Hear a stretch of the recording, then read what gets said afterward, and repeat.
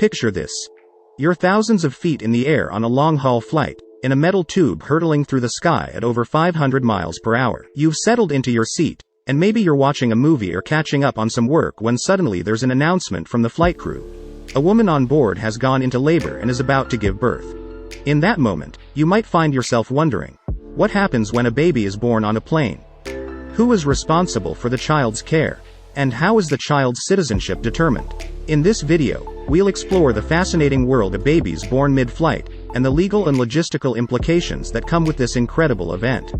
Before we get started, if you're new to the channel, be sure to hit that subscribe button and turn on notifications so you can be the first to see our latest videos. The rarity of mid-flight births.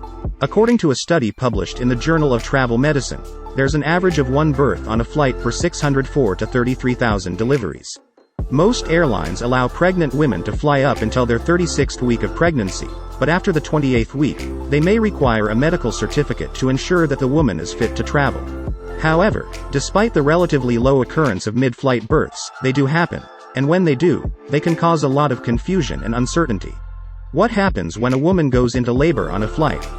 The flight crew will usually put out a call for medical assistance if there's a doctor or nurse on board. If the birth is uncomplicated and the mother and child are healthy, the plane may continue to its destination. However, if there are any complications, the captain may decide to divert the plane to the nearest airport where the mother and child can receive medical care.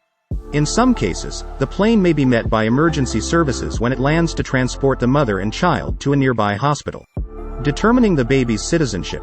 The laws that apply to a baby's citizenship can vary depending on the country the plane is flying over.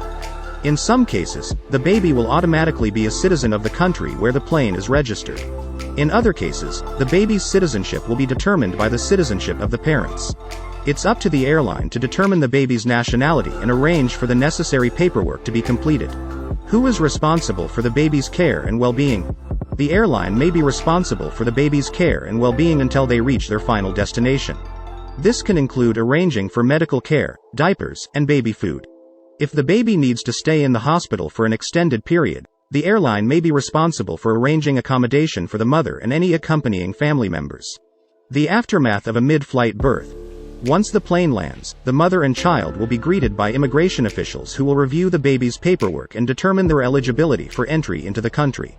It's important to note that the baby's birth on a plane does not give them any special rights or privileges. The child will still need to go through the normal immigration and customs processes like any other traveler. In some cases, the child's birth on a plane can even cause complications for their travel in the future, such as difficulty obtaining a passport if they were born over international waters. In 2017, a woman gave birth to a baby boy on a Spirit Airlines flight from Fort Lauderdale to Dallas. The flight was diverted to New Orleans, and the mother and child were taken to a hospital where they received medical care. The baby was granted U.S. citizenship as the flight was over U.S. airspace. In 2018, a woman gave birth to a baby girl on a Cebu Pacific flight from Dubai to Manila. The plane was diverted to India, and the mother and child were taken to a hospital in Kolkata. The baby was granted Philippine citizenship, as the mother was a Filipino citizen.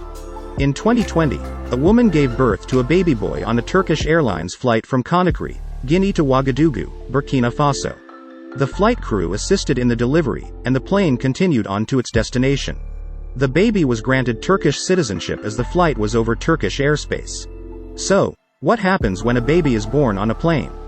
As we've seen, it can be a complex and confusing situation with legal and logistical implications. While mid-flight births are relatively rare, they do happen, and airlines and governments have procedures in place to deal with them. But one thing is for sure. The birth of a baby on a plane is a remarkable event that captures our imaginations and reminds us of the miracle of life. As we wrap up this video, let's take a moment to reflect on the incredible resilience of mothers and babies, and the unexpected ways in which life can surprise us. It's a reminder that even in the midst of the hustle and bustle of modern air travel, the miracle of birth can still bring us together and inspire us with awe and wonder. And be sure to let us know in the comments if you've ever experienced a mid-flight birth. That's it, we've reached the end of the video. If you made it this far, you're one of the best people out there. Before you go, make sure to give us a like to let us know you enjoyed the video. And if you have any questions that pop into your head in the middle of the night, feel free to leave them in the comments below so we can answer them for you.